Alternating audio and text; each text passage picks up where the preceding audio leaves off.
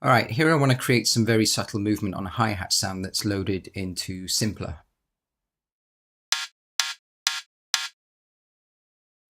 One obvious way would be to automate the delay, the sustain and release parameters on Simpler. And there's a sample of an electric sander layered under the hi-hat, which I could also manipulate in some way.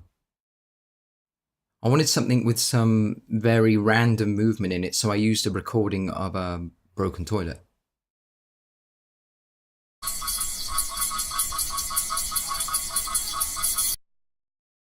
So it's kind of got a shimmery hi-hat sound that I'm looking for. I'll switch on the effects rack, which is on the track. First thing though is that I've automated the volume chain in the track.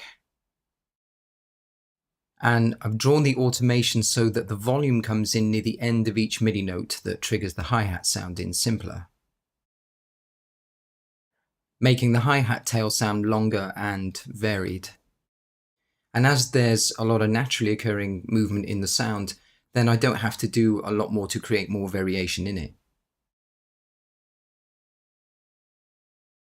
Although I've changed the volume automation slightly at the end of every 4 bars.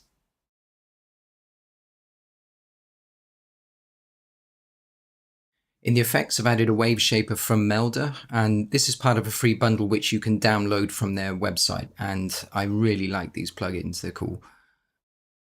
And then Live's frequency shifter, which I also use a lot. And as I said, as there's already variation in the sound, then there wasn't a lot else I wanted to do. I've EQ'd out everything under 2K. So I'll just play the toilet sound by itself, and I'm just going to switch on the analyzer on the EQ.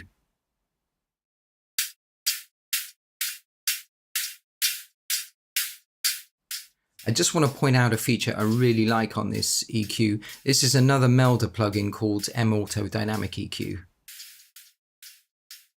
Here it's possible to add gain reduction to individual bands that have been EQ'd. So it's like having a multi-band compressor in the EQ. It's super cool.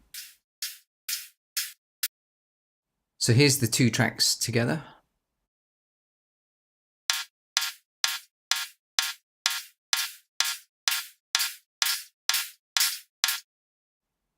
I'll quickly play the transition at the end of the loop.